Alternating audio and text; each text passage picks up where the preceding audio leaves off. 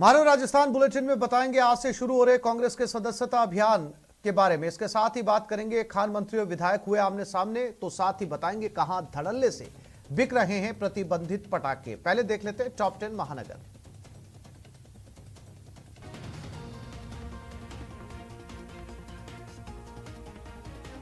प्रधानमंत्री नरेंद्र मोदी अब स्कॉटलैंड के ग्लासगो पहुंच गए। ग्लासगो में भारतीय समुदाय ने पीएम मोदी का जोरदार स्वागत किया। इस दौरान भारतीय समुदाय के लोगों ने मोदी है भारत का गहना गाना भी गाया।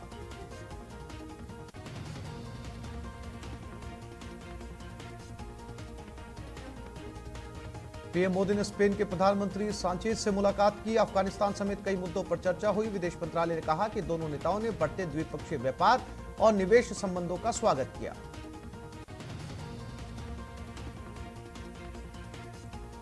प्रधानमंत्री नरेंद्र मोदी 5 नवंबर को उत्तराखंड के केदारनाथ जाएंगे। प्रधानमंत्री केदारनाथ मंदिर में पूजा करेंगे और श्री आदि शंकराचार्य समाधि का उद्घाटन कर शंकराचार्य की प्रतिमा का अनावरण करेंगे। 2013 की बाढ़ में तबाही के बाद समाधि का पुनर्निर्माण किया गया है।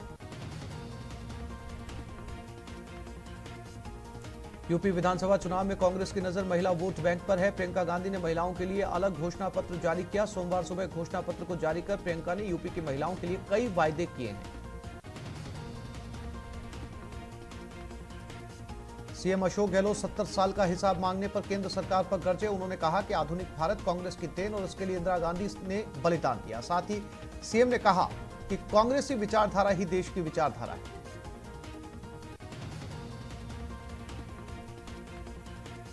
मुंबई एनसीबी के जोनल डायरेक्टर समीर वानखेड़े की पत्नी क्रांति रेडकर वानखेड़े ने दावा किया कि उनके पति समीर और परिवार के सदस्यों की सुरक्षा खतरे में।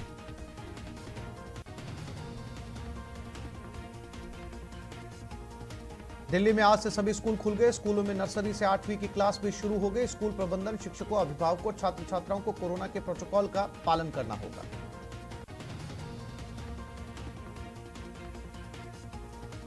कमर्शियल एलपीजी गैस सिलेंडर के दाम में बढ़ोतरी हुई। कमर्शियल सिलेंडर के लिए एलपीजी की कीमतों में आज 266 रुपए की बढ़ोतरी हो गई। हालांकि घरेलू एलपीजी सिलेंडर की कीमत में कोई बढ़ोतरी फिलहाल नहीं हुई है।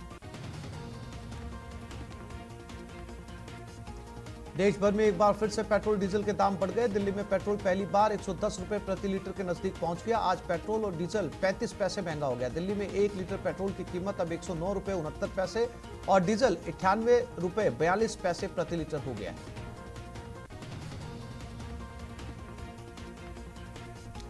प्रदेश में भी तेल के दामों में बढ़ोतरी हुई। गंगानगर में पेट्रोल 82 पैसे, डीजल 69 पैसे महंगा हुआ। गंगानगर में अब पेट्रोल 122 रुपए 34 पैसे और डीजल 113 रुपए 13 पैसे प्रति लीटर मिल रहा है।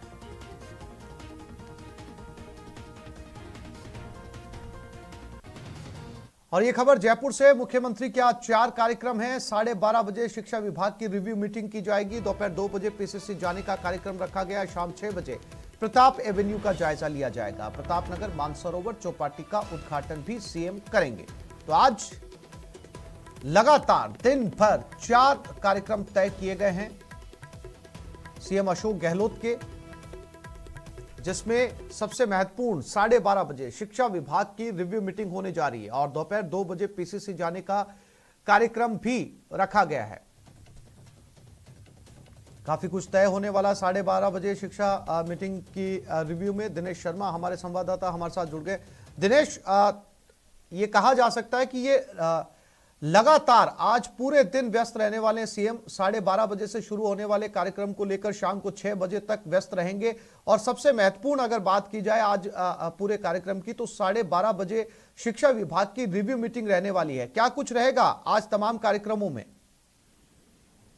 अब बिल्कुल आसिफ, देखिए अलग अलग कार्यक्रम आज के निर्धारित हैं। सीएम अशोक गहलोत के 12:30 बजे अहम बैठक होने वाली है मुख्यमंत्री निवास पर, जिसमें शिक्षा मंत्री गोविंद सिंह डोटासरा भी रहेंगे और शिक्षा विभाग के आला अधिकारी भी रहेंगे। तो शिक्षा विभाग की जो भी योजनाएं, कार्यक्रम हैं, उनकी समीक्षा होगी। इसके साथ ही क्योंकि स्कूल अब खुल चुके हैं, तो किस तरह की व्यवस्थाएं हैं, किस तरह की दिक्कतें आ रही है, उन्हें लेकर चर्चा होगी। कोरोना के चलते लंबे समय तक स्कूल बंद रहे थे, लेकिन अभी 50% क्षमता के साथ स्कूल खुल रहे हैं। तो क्या ये दायरा बढ़ाया जा सकता है? संभावना है कि इस पर भी चर्चा हो। तो कुछ अहम फैसले इस बैठक में देखने को मिल सकते हैं। इसके साथ ही कांग्रेस के सदस्यता अभियान की आज से शुरुआत होने वाली है। पिछले दिनों जो सीडब्ल्यूसी की बैठक हुई थी, उसके बाद कांग्रेस ने ऐलान किया था संगठनात्मक चुनाव का। तो वो संगठनात्मक चुनाव की प्रक्रिया हम कह सकते हैं कि आज से शुरू हो जाएगी। विधिवत रूप से 5 महीने सदस्यता अभियान चलेगा और उसकी विधिवत लॉन्चिंग जो है सदस्यता अभियान की वो आज होने वाली है।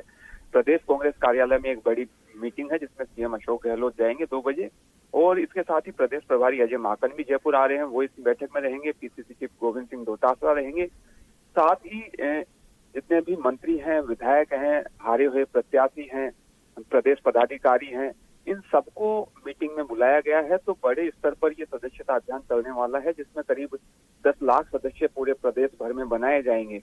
और कई मायनों में ये खास भी होने वाला है सदस्यता अभियान, जिसमें पहली बार डिजिटल रूप से लोगों को सदस्यता दी जाएगी। तो ये जो अहम अभियान है पार्टी का, उसकी शुरुआत आज होने वाली है, जिसमें सीएम गहलोत महत्वपूर्ण आज चारों कार्यक्रम रहने वाले हैं। किस तरह के फैसले इस बैठक में होते हैं शिक्षा रिव्यू मीटिंग में, और सदस्यता अभियान को लेकर क्या कुछ निकलकर सामने आता है, हम समय समय पर आपसे अपडेट लेते रहेंगे। फिलहाल तमाम जानकारी के लिए आपका धन्यवाद।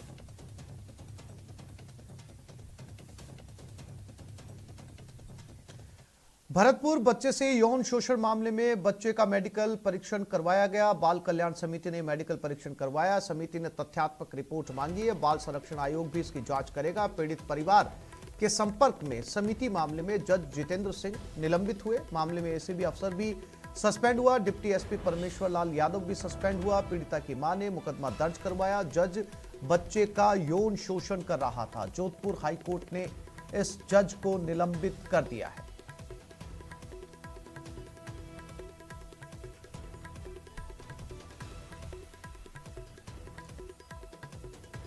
भरतपुर का ये मामला है जहां जो पूरे स्टेट में, न केवल पूरे स्टेट में बल्कि पूरे देश में फिलहाल सुर्खियों में बना हुआ है। आरोप है कि इस जज ने बच्चे का यौन शोषण किया था और इस मामले में इस जज को सस्पेंड कर दिया गया है।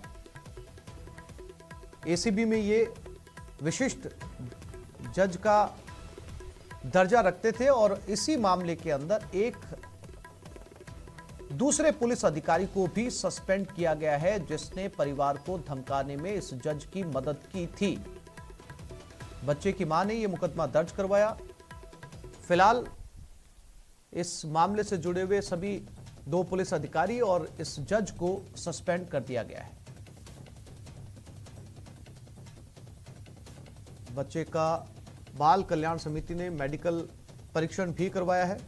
और दीपक पुरी संवाददाता भरतपुर हमारे साथ जुड़ गए, उनके साथ बात करते हैं। दीपक, बहुत ही सनसनीखेज मामला है। इस समय पूरे देश में यह मामला जो है वो सुर्खियों में आया हुआ है और इसलिए भी बहुत ज्यादा शर्मनाक कहा जा सकता है कि एक बच्चे का यौन शोषण जज कर रहा था। यानी जज उस अपनी गरिमा को तो इसने तार तार किया ही, साथ ही न्याय में भरोसे को भी कम किया है।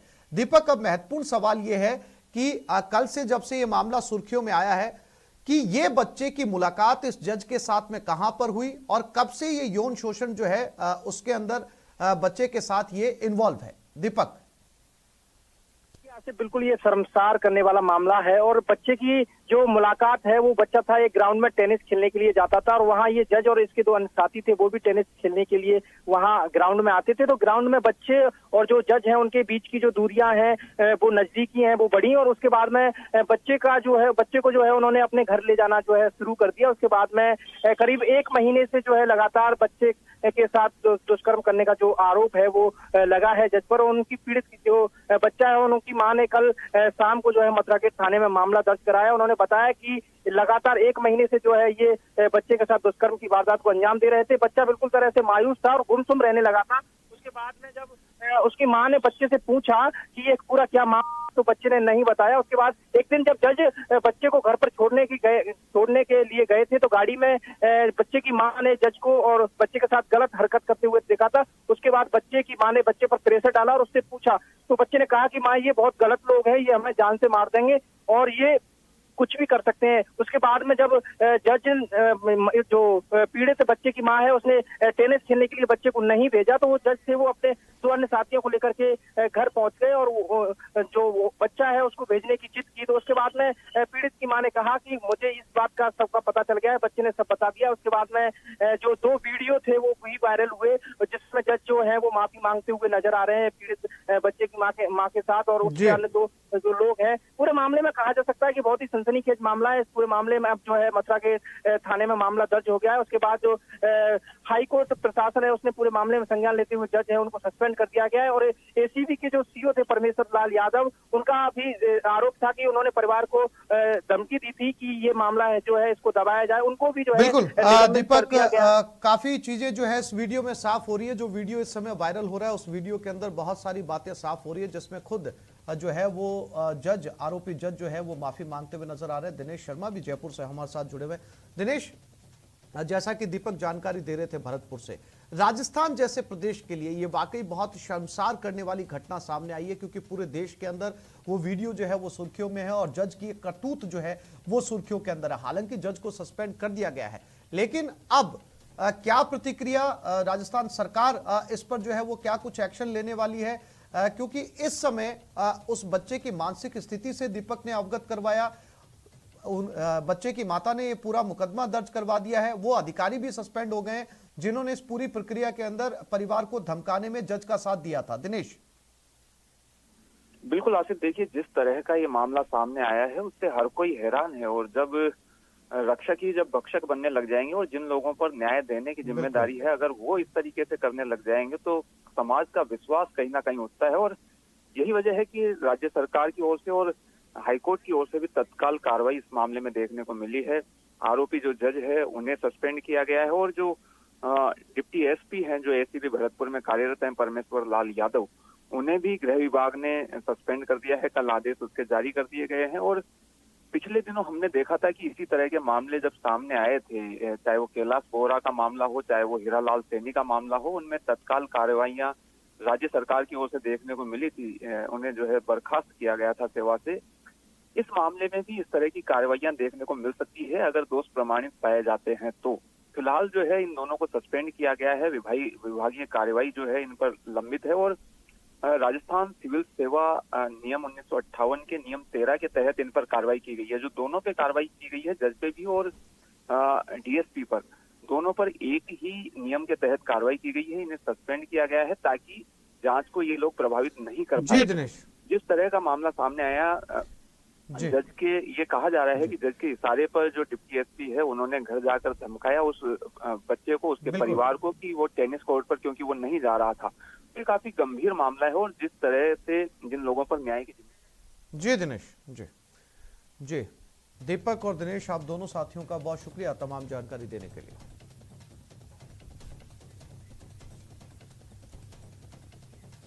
भरतपुर में सड़क हादसा हुआ। हादसे में 2 लोगों की मौत हो गई। हादसे में दादी पोते की मौत हो गई। एनएच पर डेहरा मोड़ के पास यह हादसा हुआ। सड़क पर पार करने के दौरान हादसा हुआ। लखनपुर थाना अब इस पूरे मामले की जांच कर रहा है।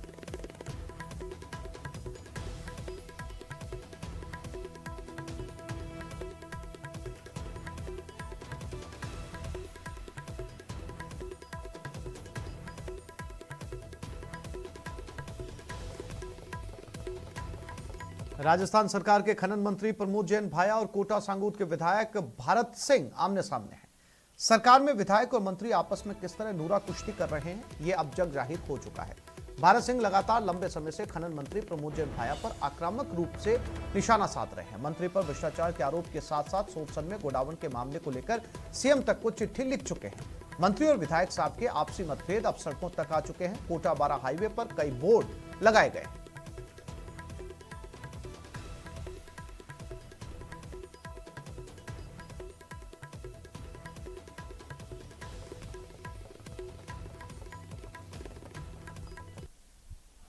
राजस्थान सरकार में खनन मंत्री प्रमोद जैन भाया और कोटा सांगोद के विधायक भरत सिंह दोनों आमने सामने आ चुके हैं।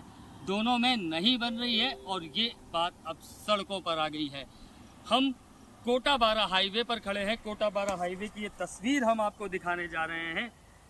ये तस्वीरें कोटा बारा हाईवे की हैं और यहाँ पर लगे अब इस पोस्टर को हम आपको दिखाने जा रहे हैं। इस पोस्टर को ज़रा गौर से देखिए। इस पोस्टर पर साफ लिखा है, गोडावन बचाओ, सोरसन बचाओ, पर्यावरण बचाओ। यहाँ तक तो ठीक है, लेकिन सोरसन से खान हटाओ। जी हाँ, सोरसन से खान हटाओ। सोरसन से खान हटाने के ये शब्द जो लिखे हुए हैं, इसका साफ मतलब ये है कि प्रमोद जैन भाया के विरोध में ये पोस्टर लगे हुए हैं और प्रमोद जैन भाया को ये बताने की कोशिश की जा रही है कि जो सोर्सन में उन्होंने खाने आवंटित की हैं उन्हें हटाया जाए। आपने हाईवे पर ये बोर्ड लगाया है गोडाउन बचाओ, कब से लगाया है और क्या वजह है इसको लगाने की? कम से कम 1 महीना हो गया है और ये इसीलिए लगाया गया है कि भाई जनता में जागरूकता फैले, जंगल बचे, जीवन बचे, जंगल खत्म होते जा रहे हैं। सोर्सन में खाने आवंटित कर दी गई है तो उन खानों को बंद किया जाए ताकि वहाँ पे काले हिरण और गोडाउन का प्रतिनिधि केंद्र जो राजस्थान सरकार के बजट भाषण में था उसका क्रियान्वयन को पूरी करवाई जाए। हमारे विधायक मोदी जी की मांग है तो भाई इनको खानों को बंद करी जाए। जिन लोगों ने अपने चहेतों को फायदा पहुँचाने के लिए जो गलत तरीके से खाने आवंटित कर दी गई है उनको बंद किया जाए। योगेश त्यागी, न्यूज़ 18।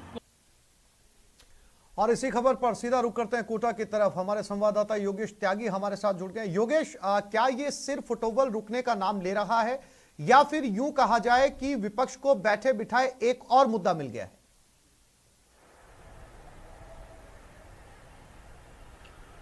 बिल्कुल आसिफ, विपक्ष को बैठे बिठाए एक और मुद्दा मिल गया है क्योंकि अपने आप में राजनीतिक गलियारों में ये बात अहमियत रखती है कि कांग्रेस सरकार के मंत्री और विधायकों की दोनों की आपस में नहीं बन रही है, एक दूसरे के खिलाफ मोर्चा खोल दिया है। अगर बात करें कोटा के भरत सिंह की, जो विधायक है सांगोद से, उन्होंने मंत्री प्रमोद जैन भाया के खिलाफ मोर्चा खोल दिया है। गोडाउन की रक्षा को लेकर के ये मामला शुरू हुआ और आज ये मामला पहले चिट्ठी पर सीमित था, पहले चिट्ठी लिखी जा रही थी, मुख्यमंत्री तक को चिट्ठी लिखी गई, लेकिन उसके बाद आज ये मामला सड़कों पर आ गया है। 11 बजे मार्च निकालने वाले हैं, कांग्रेस कार्यालय से मार्च निकालेंगे भरत सिंह और उसके बाद ये मार्च शहर के विभिन्न मार्गों से होता हुआ कलेक्ट्री पहुंचेगा और कलेक्ट्री में मीडिया से बात करेंगे। जी आसिफ। बिल्कुल। इसमें एक और देखने वाली बात ये योगेश कि अब लगातार चूंकि ये विवाद जो है वो बिल्कुल सामने आ चुका है, चाहे वो पोस्टर के जरिए हो, चिट्ठियों के जरिए हो, और ऐसा भी नहीं है योगेश की सीएम को भी चिट्ठी लिखकर जो है विधायक ने शिकायत की है। तो क्या सरकार की तरफ से किसी तरीके का संज्ञान लिया गया, दोनों के बीच में जो विवाद है, कलह है, उसे खत्म करने की कोशिश की गई?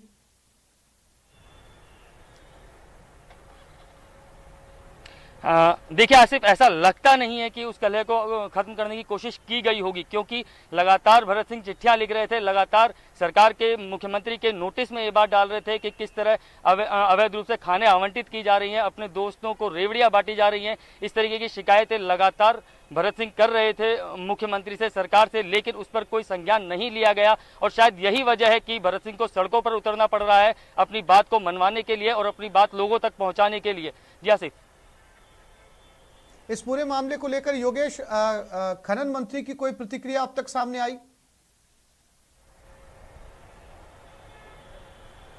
देखिए, इस मामले पर जब भी खनन मंत्री से बात की जाती है वो इस मामले से कन्नी काट जाते हैं, सिर्फ इतना ही कहकर वो फिर अलग हट जाते हैं कि भरत सिंह मेरे बड़े भाई हैं, अग्रज हैं और उनकी जो चाहे वो कह सकते हैं, जो कर सकते हैं, बड़े हैं, सम्माननीय हैं, बस इतना कहकर वो इस मामले से पल्ला काट जाते हैं क्योंकि कहीं ना कहीं प्रमोद जैन भाया के पास, मंत्री जी के पास कहने के लिए इस मामले में ज्यादा कुछ है नहीं क्योंकि उन्हीं के जो विधायक हैं वही उनकी खिलाफत कर रहे हैं।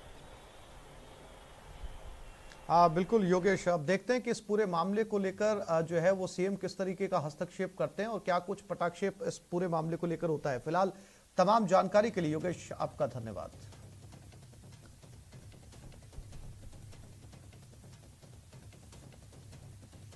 एक छोटे से ब्रेक के लिए रुक रहे हैं, जल्द लौटेंगे।